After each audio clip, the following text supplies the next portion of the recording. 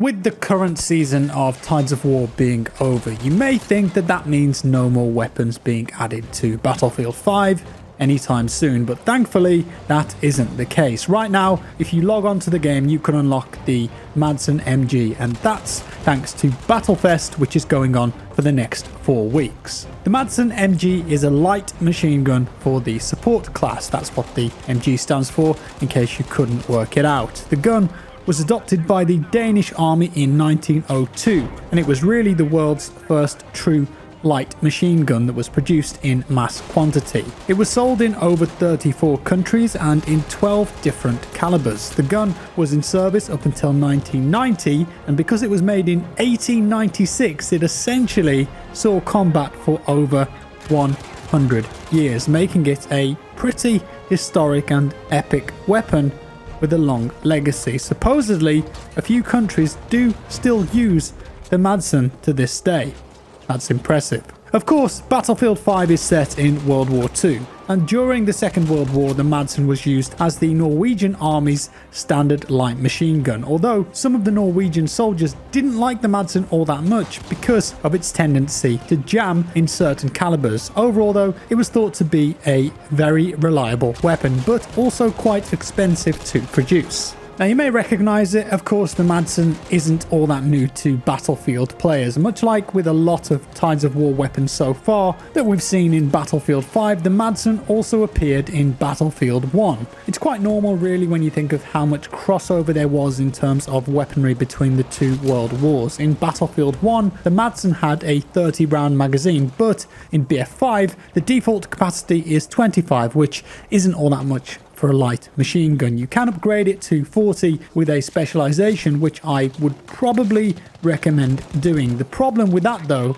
is where the magazine goes, which brings me onto one of the biggest issues that I have with this new unlock. The Madson is a hard-hitting gun though, and it feels nice to use, especially when you use it as a defensive gun with a longer range scope. But the biggest issue is visibility. Trying to push forward with it is a bit of a problem because of how much of your vision is obscured by that massive magazine, which does sit vertically right in the center of your viewpoint. I did a quick test with the default magazine and the extended mag, and while the extended version does sit higher up, it doesn't really make your vision a significant amount worse. The reality is that if you want to use the Madson, you have to accept that your visibility is going to be bad. But if you sit back with it, that visibility issue becomes a little less apparent. So I put a 3x scope on this bad boy and I sat a bit further back. And when you play a bit more conservatively, it does pack a punch. It's not the only gun in the game though that has this sort of design.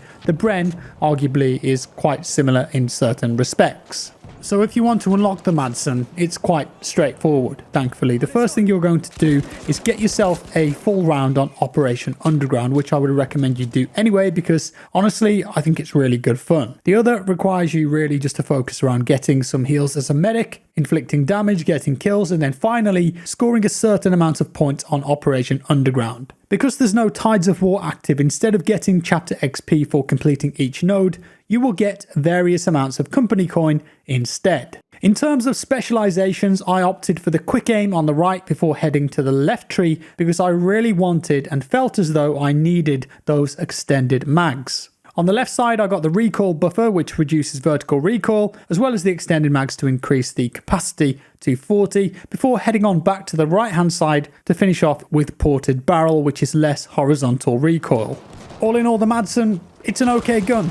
Check it out, see what you think. I don't play support that much, so it's not going to be a fan favourite for me, but I've seen some people do quite well with it. Now, I did mention Battlefest just there, but what exactly does that entail? Well, week 1 is all about the new map, Operation Underground, and of course the new gun. It's got quite an apt name as well. It's called Tunnel Vision. Week 2 is called In a Hurry, and for a limited time only, Rush is coming back to the game. I don't know why it's limited, but it still is, and we're going to be playing Rush on Operation Underground and more, although no details on what other maps are available at the moment. As well as that, you can unlock the Captain Hadlow vehicle skin if you do the weekly challenge. And speaking of Rush, I really enjoyed this map on Rush when I tried it out at Gamescom. It was just a nice flow, a nice experience. This week, when the map released, of course, we can play it in both Conquest and Breakthrough. Personally, I think Conquest works best. It can be a bit of a grind at times with 64 players, but thanks to the new routes that you can take, it's definitely less of a grind and there's less choke points than Metro had on Battlefield 3 and 4. Breakthrough, on the other hand, well, that's really not for me. It's a huge cluster mess of chaos, and while that may be what some players want, I don't find it particularly entertaining because there's not much skill or tactics involved. Rush, on the other hand, great. Attack and defense style on Underground, but with less players, and that just instantly makes it more enjoyable for me. So definitely check Rush out when it's available next week.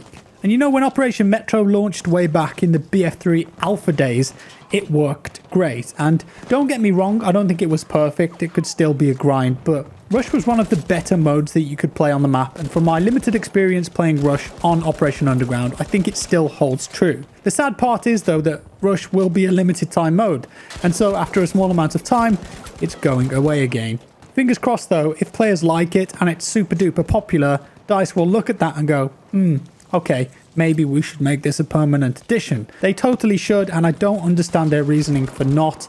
I feel like at this point Rush is a staple of the Battlefield franchise, especially after the success of Bad Company 2. What do you guys think? Let me know down in the comments below. Should Rush stay a permanent mode or remain as this limited time thing that comes and goes? Now also, when I played Operation Underground the other day, I got a lot of those same feels from Battlefield 3. A little bit of nostalgia starts to creep in. The map is very different from the original, yeah, and a large part of it still feels familiar to me though. I do wonder how different would it play if Battlefield 5 had a single shot rifle mode. If you remember in BF1, we had a custom game mode there called Back to Basics, which meant that you could only use bolt action and standard rifles. You couldn't even use scoped rifles and certainly no SMGs or LMGs. It really changed up the way the game played, and while I know that may not be what a lot of players want long term, I would really be interested to see how it would play even if it was a limited time mode. We're seeing a lot of limited time gamers pop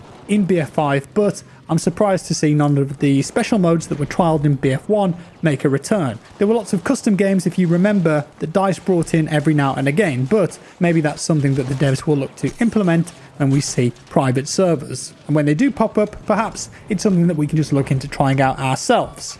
And it's definitely something that I'd like to test in BF5. I know when private servers come, I'm going to set one up and maybe do some myth busting and run a cool map rotation. Okay, then back to the Battlefest celebration. What's happening in week 3? Well, that's called Side by Side, and if you complete the weekly challenge, you can get your hands on the Trench Carbine, another weapon that was present in BF1. Week 4, on the other hand, is arguably the most interesting. Up for grabs is the Fliegerfaust, which is a prototype man-portable anti-aircraft launcher, and this actually fires 2 salvos of rockets to dispose of enemy planes. This gun looks really awesome, but interestingly, this weekly challenge is not individual, it's a community event, and players need to score 100 million kills or assists for players to get the weapon. It all sounds like a lot, but with the amount of players playing the game each day, I've got no doubt that we'll be able to hit that in a couple of days. The only issue I see is that players can't get a hold of the weapon straight away. Instead, you're at the mercy of the community mission being completed, and some people won't like that, so maybe it's a bit restrictive in that respect. Now, wrapping things up for today,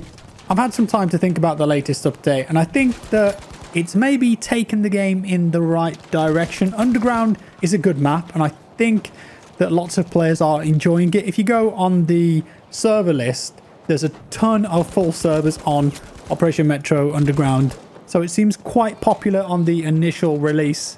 Maybe it's brought some players back to the game, I don't know. But I think these new weapons are good, and, you know, we shouldn't complain about having new content in the game, but to be honest, they aren't all that exciting when most of them were in BF1 too. That being said, the Pacific content is hopefully just around the corner. We'll see, and I'm really looking forward to some proper Battlefield style maps there with combined arms, land, sea and air, big maps, infantry, tanks, sea, airplanes. I want the whole lot. Give that to me in the Pacific, DICE, please. And that's all for today, guys. I hope you enjoyed this one. Let me know your thoughts down in the comments below. If you did like it, leave a like. If you didn't, a dislike. Subscribe for more, and I'll see you in the next one.